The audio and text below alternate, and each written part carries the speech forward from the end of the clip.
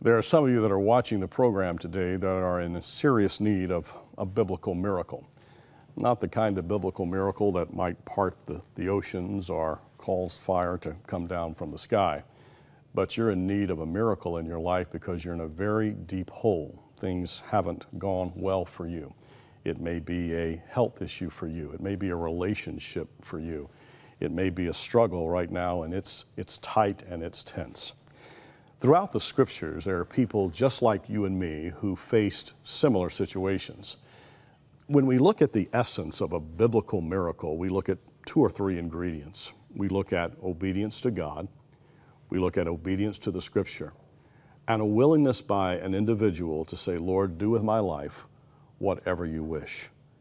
There's a sense of submission to the authority and the power of God, that He is God and we are not.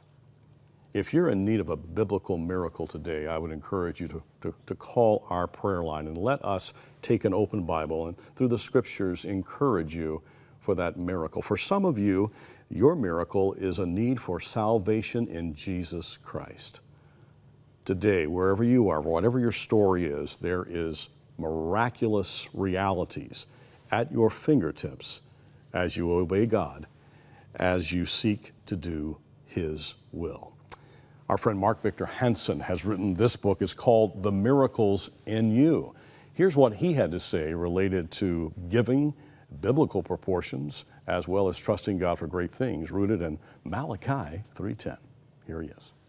Malachi 3:10. And given it shall be given. And it's right. pressed down, all that good stuff. Right. But we're going to, till your rooms overflow. And that's really what's happened with Buffett. I mean, and I won't go through all the new stuff he bought, but he said 20% of the people said, I can't get by. So he says, I'm writing a new book, How to Get By in $500 million a year.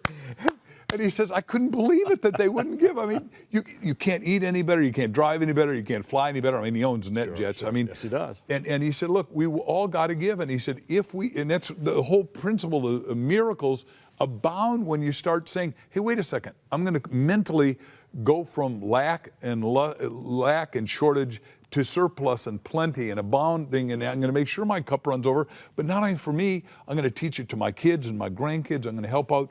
Right? Acts 1:8 says, take care of you and your family, then take care of your little community, then your city, then the language a little different, but state, and then I think we can take care of the world and its thinking. And people in North America are the ones that have got to do the right thinking because the world is depending on us. You know, I appreciate so much Mark Victor Hansen's optimism and encouragement rooted in faith and the power of God. He has written a book called Chicken Soup for the Soul. That book and other derivatives of it with similar titles have sold over 800 million copies worldwide. It's a phenomenal success. And yet Mark came here to our studios and shared his heart as to what he believes in the innermost being we need to understand that miracles can happen and are happening within our own lives. Sometimes we don't recognize it. And then as well, which I really love, he transfers this idea of miracles into how we can be used by God to be miracles in the lives of other people.